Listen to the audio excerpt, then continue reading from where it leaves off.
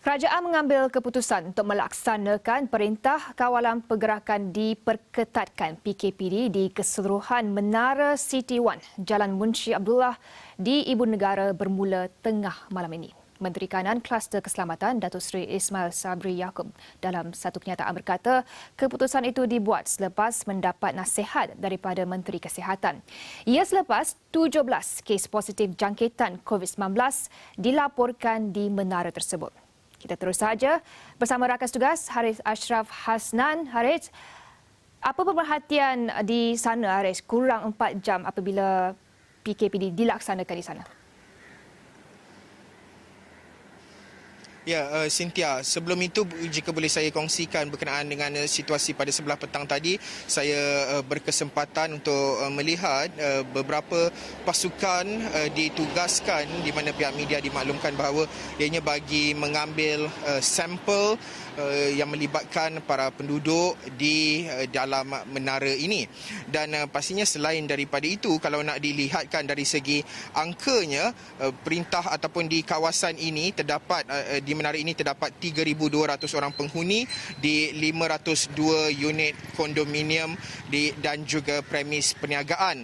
Dan selain daripada itu, perintah ini berkuat kuasa mulai tengah malam ini iaitu 31 Mac sehingga 13 April 2020. Dan pastinya tujuan utama PKPD ini dijalankan ataupun diarahkan untuk dilaksanakan di menara ini bagi membolehkan proses untuk membendung jangkitan COVID-19 daripada terus menular keluar daripada kawasan ini.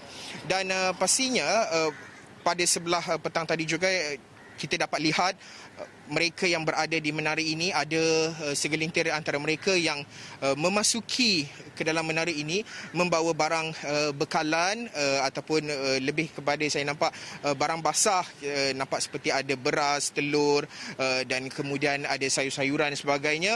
Jadi saya difahamkan bahawa mereka juga telah dimaklumkan pada sebelah petang tadi, mungkin agak lebih awal juga dimaklumkan untuk mereka membuat persiapan bagi menjalani proses PKPD di menara ini. Dan selain daripada itu, situasi pada ketika ini boleh dikatakan cukup tenang. Pihak keselamatan terus mempertingkatkan kawalan di sini. Tidak ada individu yang tidak berkaitan dibenarkan untuk memasuki menara ini sehinggalah 13 April nanti. Kembali bersama dengan Cynthia di Bukit Kewangan. Cynthia. Okey, Ashraf, apa bentuk kawalan mungkin boleh dikongsikan apabila PKPD ini dilaksanakan bermula 12:30 malam nanti dan impaknya kepada penduduk di bangunan tersebut? Ya, Cynthia, pastinya mereka pertama tidak dibenarkan keluar ataupun masuk. Mereka yang telah pun berada di menara ini tidak dibenarkan keluar. Individu yang berada di luar menara ini tidak dibenarkan untuk memasuki kawasan ini. Itu yang pertama. Dan pastinya difahamkan juga terdapat bantuan-bantuan dari segi makanan juga akan dihantar kepada mereka. Namun kita masih lagi menunggukan keputusan dan juga sama ada bilakah bantuan tersebut akan dihantar kepada penduduk di menara ini. Selain daripada itu, kebanyakan juga saya sempat bertemu, berbual bersama dengan pihak penguatkuasa juga ada memaklumkan bahawa kebanyakan di antara mereka yang menetap di menara ini merupakan pekerja warga asing. Mungkin bekerja di hypermarket yang berdekatan ataupun di pusat-pusat premis-premis perniagaan yang mungkin berada di sekitar tengah ibu kota ini. Kerana akses di kawasan ini cukup senang untuk mereka. Ada LRT yang dekat, ada bas di sini, jadi mudah untuk mereka yang bekerja. Tetapi buat masa ini belum ada kepastian berkenaan dengan dari segi pertama tadi adalah berkenaan dengan bantuan bilakah akan sampai.